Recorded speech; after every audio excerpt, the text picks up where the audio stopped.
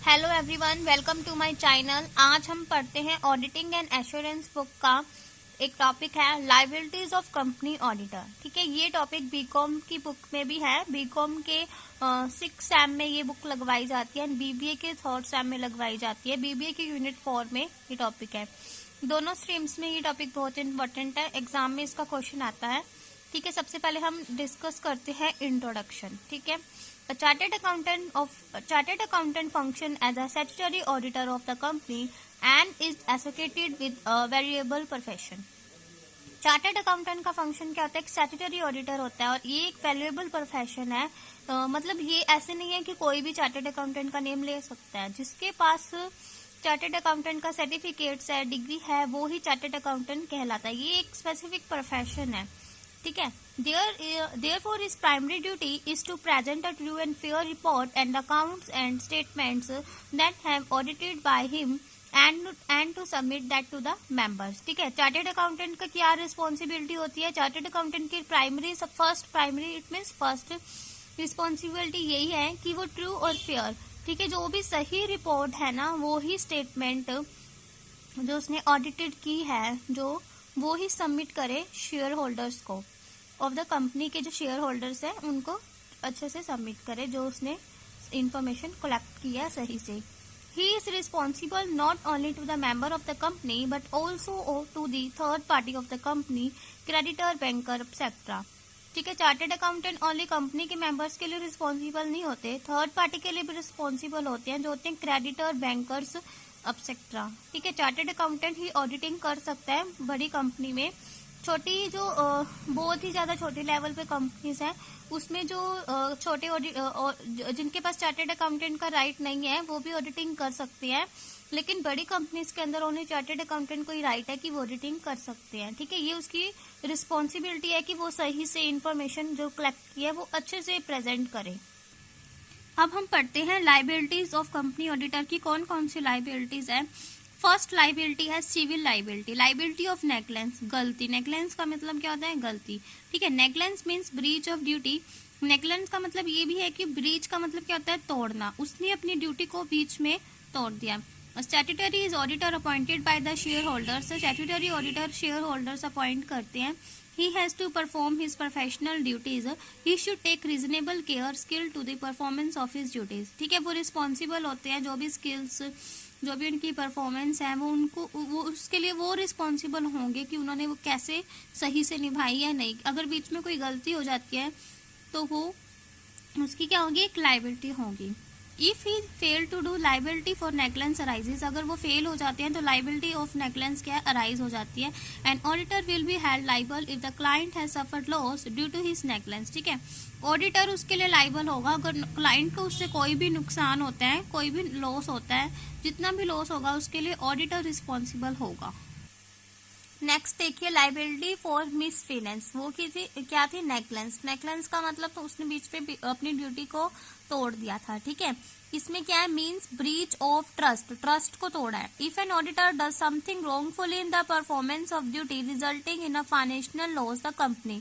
ठीक है, ऑडिटर ने शेयर होल्डर्स को बिना पूछे ही अगर अपने आप से कोई डिसीजन ऐसा रॉन्गली ले लिया जिससे शेयर होल्डर्स को नुकसान हो गया है, तो वो क्या था? एक ट्रस्ट था शेयर होल्डर्स का ऑडिटर पे कि ये अच्छे से ऑडिटिंग करेगा, और वो ट्रस्ट ही उसने तोड़ दिया। ठीक है, ये क्या होगी? Liabilities for misfinance. ठीक है, आगे देखिए, resulting in a financial loss to the company, company को लॉस हो जाता है। He is guilty for misfinance in such a case the company can recover damages from the auditor or from any officer of breach of trust or misfinance of the company.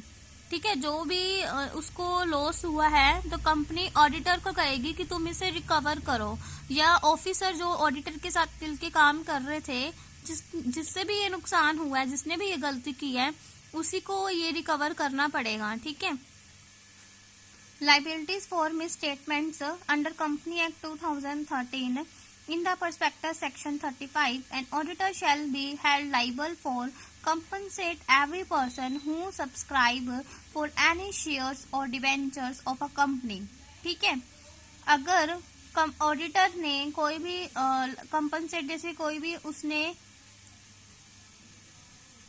अगर auditor ने कोई भी मतलब prospectus के अंदर कोई भी गलत इन्फॉर्मेशन कलेक्ट, कोई भी इन्फॉर्मेशन गलत छाप दिया है कि शेयर से इतने डिबेंचर्स हो गए हैं, ठीक है, इससे क्या होगा, कंपनी को लॉस हो गया, सारे इसको देख के आएंगे कि हाँ इस कंपनी में ये हो गया। तो ये क्या थी, एक मिस स्टेटमेंट थी, मिस स्टेटमेंट उसने प्रोस्पेक्टस के अंदर छपवा दिया, ठीक है। उससे P&L अकाउंट, बैलेंस शीट है, जो डिविडेंड डिस्ट्रीब्यूट इन्फॉर्मेशन है, सारी क्या हो जाएगी, गलत हो जाएगी। ये उनका क्या था, फेथ था कि ये उन्होंने प्रोस्पेक्टस को छापने के लिए दिया था राइटली, लेकिन उन्होंने क्या कर दिया, रोंगली प्रोस्पेक्टस के अंदर इन्फॉर्मेशन रख दी। तो ये क्या थी, एक मिस स्टेटमेंट होगी। जो भी इससे लॉस होगा वो ऑडिटर को रिकवर करना पड़ेगा। देखिए, the auditor shall be liable to compensate him for any loss or damages sustained by him by reason of any untrue statement included therein. The auditor may be escaped from liabilities are, ठीक है, इसके लिए वो क्या होगा, liable होगा जो भी लॉस हो, ठीक है। The prospectus is issued without his knowledge और कंसेंट, प्रोस्पेक्टर इशू कर दिया बिना कोई नॉलेज के, बिना कोई कंसेंट के। He withdraw his consent in writing before delivering of the prospector for registration, ठीक है। जो था डिलीवरी करने से पहले ही उन्होंने प्रोस्पेक्टस को रजिस्ट्रेशन के लिए भेज दिया, शेयर होल्डर से कुछ भी एक बार पूछा नहीं, ठीक है, उन्होंने अपने आप ही फाइनल कर दिया, उससे क्या हो गया, नुकसान हो गया। Criminal liabilities of an auditor section 34 refer section 44(7), ठीक है। इन्वॉल्विंग पब्लिक इंटरेस्ट के लिए इम्प्रिजमेंट जेल होती है मिनिमम 3 साल के लिए और मैक्सिमम 10 साल के लिए, ठीक है। फाइन लगता है, मिनिमम अमाउंट ऑफ फ्रॉड होती है जितने भी हुए, मैक्सिमम 3 टाइम्स फ्रॉड किया है तो उसके बेस पे लगता है fine. Not involving public interest में फ्रॉड होता है, टर्नओवर तो 1% लगता है और 10 लाख तक का उनका 10 लाख का 1% तक लगता है, ठीक है। विच एवर इसमें से जो भी लेस होता है वो देख लेते हैं। Non compliance by auditor section 143 and 145, if the auditor does not compel regarding making his report or signing or authorization of any document and make willful neglect of his part, he shall be punishable with imprisonment up to 1 year or with fine not less than 25,000 expenditure or to 5 lakh, ठीक है। इसका क्या मतलब हुआ कि auditor की जो duty होती है, ऑडिटर चार्टेड अकाउंटेंट का जो एक साइन होता है ना, वो बहुत ज़्यादा मायने लगता है, पीएम के साइन से भी ज़्यादा उसकी अहमियत होती है, ठीक है। उसने कोई साइन करने में, ऑथराइजेशन कोई डॉक्यूमेंट को उसने नजर अंदाज किया है, ठीक है, तो उसके लिए उसको क्या हो सकता है, जेल हो सकता है 25,000 को और अप टू 5 लाख तक का फाइन भी लग सकता है उसे। Failure to assist investigation section 217, when central government appoint an inspector to investigation that affair of the company, it is a duty of the auditor to produce all books, document and to provide assistance to the inspectors. अगर central government ने inspect मतलब देखने के लिए किसी बंदे को भेजा है तो ये ऑडिटर की ड्यूटी है, जो भी डॉक्यूमेंट्स, बुक्स हैं वो अच्छे से उन्हें प्रोवाइड करे, उनकी हेल्प करे उसको देखने में। The auditor fail to do, he shall punishable with imprisonment up to 1 year and with fine up to 1 lakh, ठीक है।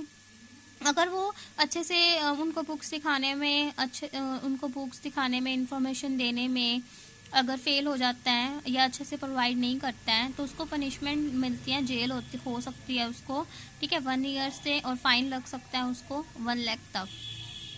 ये जो जेल का टाइम है, जितने साल की जेल होती है और जितने फाइन लगता है, ये बहुत इंपॉर्टेंट है हर एक पॉइंट में लिखने को। इससे पॉइंट क्या होता है, हाईलाइट होता है, एग्जामिनर को पता लगता है कि बच्चे को क्वेश्चन अच्छे से आता है। नेक्स्ट पॉइंट देखिए, penalty for falsification of book section 336। An auditor, when destroy, manipulates, alter or falsifies or secret any books of account or document belonging to the company, company के डॉक्यूमेंट से कोई belong करता है, उसमें कुछ changes कर देता है, ठीक है, कुछ सीक्रेट्स अपने पास छुपा के रख लेता है, इन्फॉर्मेशन किसी को बताता नहीं है, तो उसके लिए उसको क्या हो सकता है, पनिशमेंट मिल सकती है, जेल हो सकती है और फाइन भी लग सकता है। Failure to return property, books और paper section 299 when a company is found up, the auditor is forced to be present, subject himself to a private examination by the court and is also liable to return to the court any property, ठीक है। अगर किसी person की कोई property के documents हैं, property के कोई बुक्स हैं, कोई मतलब उसका रिकॉर्ड की कोई बुक्स हैं, अगर ऑडिटर उसको वापस देने में कुछ मना करता है या देता ही नहीं है, उस पर कब्जा करके बैठ जाता है, तो उसके लिए भी उसको पेनल्टी लग सकती है और जेल भी हो सकती है। इन केस फॉल्स एविडेंस और एग्जामिनेशन, गलत एविडेंस कलेक्ट कर लेता है, उनका एग्जामिनेशन करने लग जाता है, तो पनिशमेंट मिलती है। ठीक है, लेस देन 3 ईयर एक्सटेंड हो, 3 साल तो मिनिमम है और एक्सटेंड हो सकते हैं ये 5 साल तक।